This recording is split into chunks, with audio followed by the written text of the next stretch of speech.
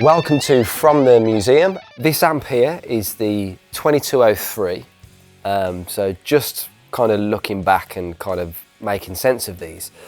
These were the first amps to have a master volume, which were introduced in the mid-70s. Yes, around about then. Hence the model change number, the 2203 from 1959. Right, yeah.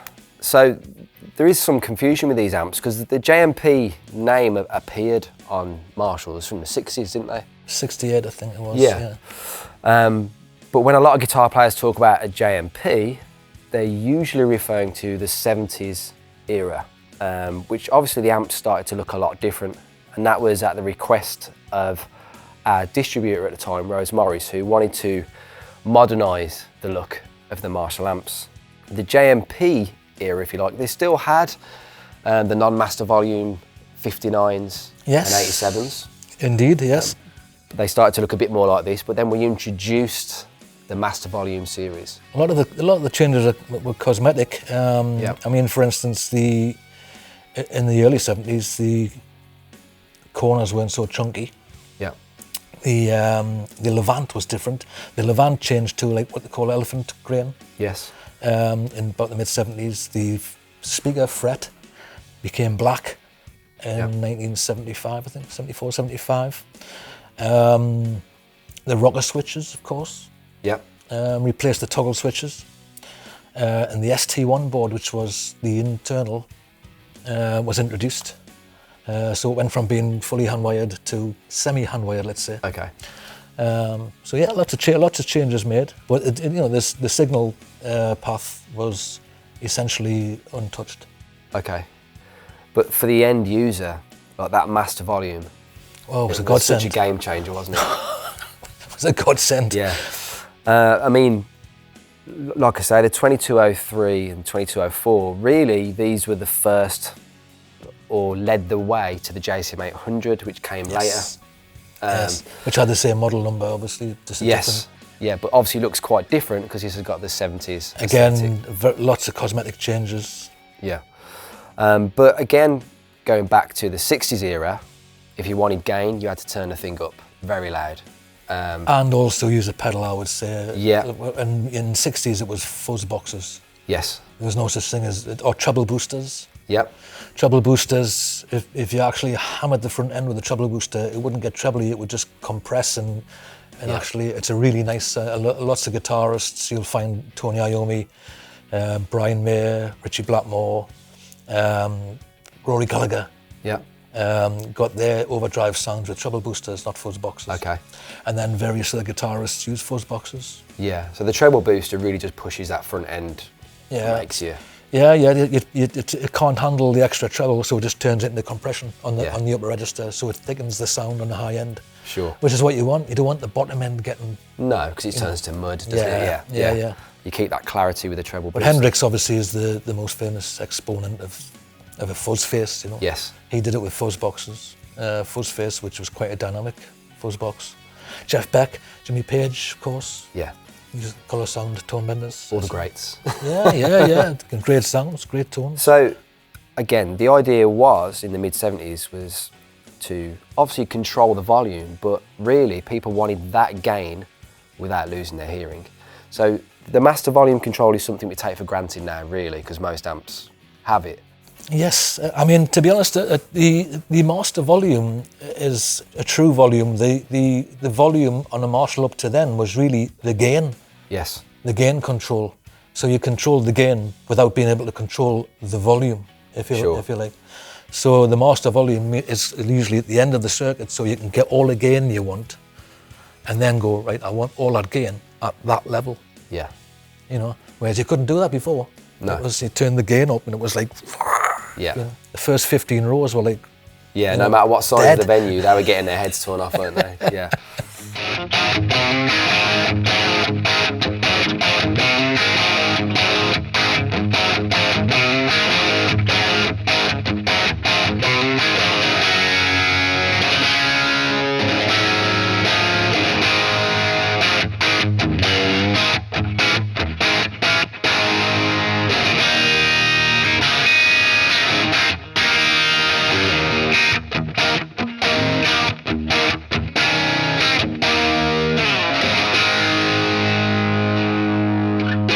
like I say, a lot of people still love this 70s era of Marshall, don't they? I'm one of them.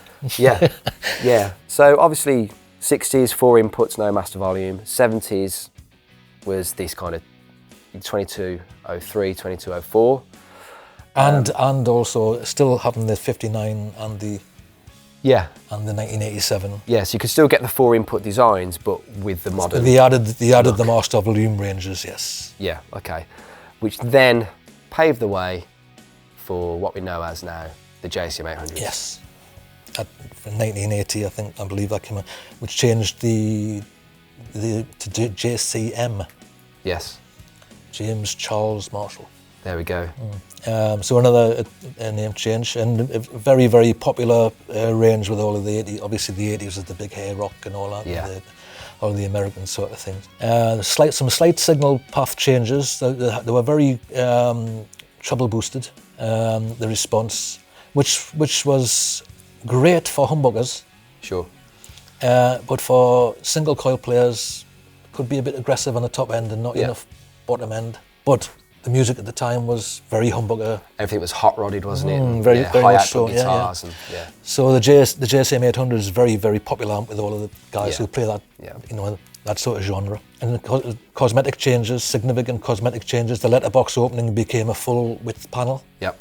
There was fret put on the front, as opposed to the Levant wood and Levant. I think the logo might have become bigger, but there's been various sizes of logo. In the early days, they were quite small. Yes, they were. Yeah, they got bigger and bigger, didn't they? They've evolved over the years. Yeah.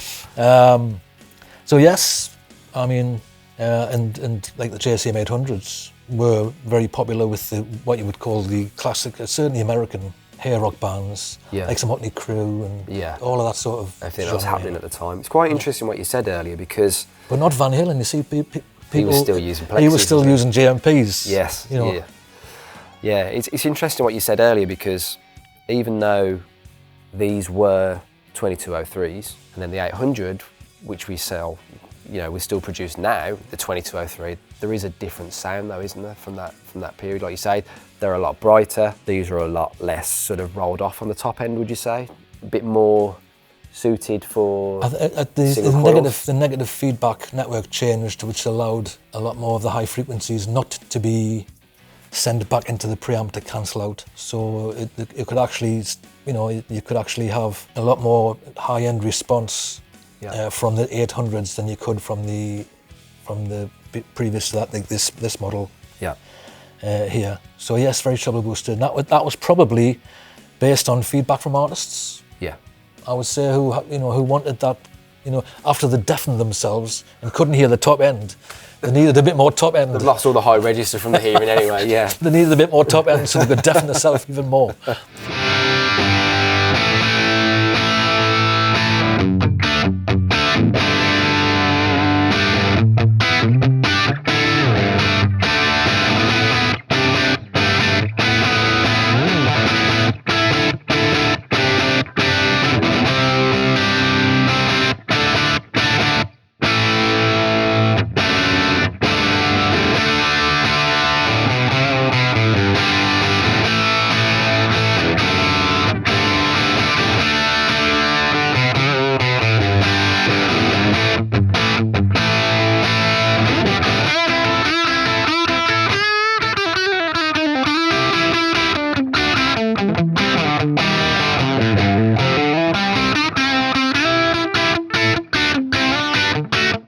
For me, I would prefer the 70s one.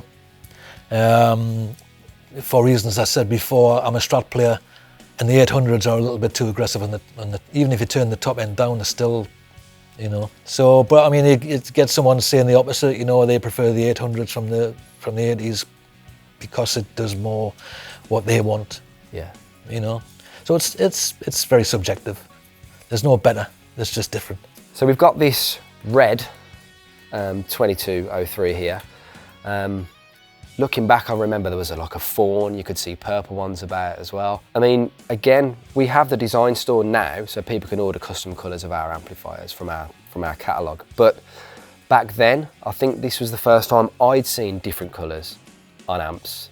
But is it the first time Marshall kind of experimented with using different colours, or would it go back before then? Yeah, Marshall have been doing the amps in different colours since the 60s. Okay. Especially when they used to do trade fairs, and they used to, do, the red, orange, purple. Certainly, they're the most common ones I've seen. White. Yeah.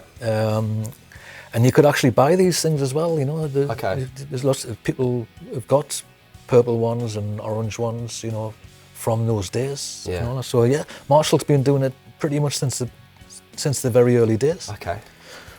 So behind us we got the white JMP head up there, which is essentially a similar thing. It's a master volume version, but it's the 50 watt, so it's the 2204. Looks a bit different though with the switches. Yes. Previously up to that point, about the mid-70s, they'd used toggle switches, and then it got changed to the rocker switches, Okay. which are still used to this day. Yeah. In the interests of making things look more modernised, and they were probably cheaper. Yeah, yeah. Because And you could see if it was on or off. Toggle switches are very expensive. Yeah. So obviously the separate indicator light became incorporated into the rocker switch itself. Yeah.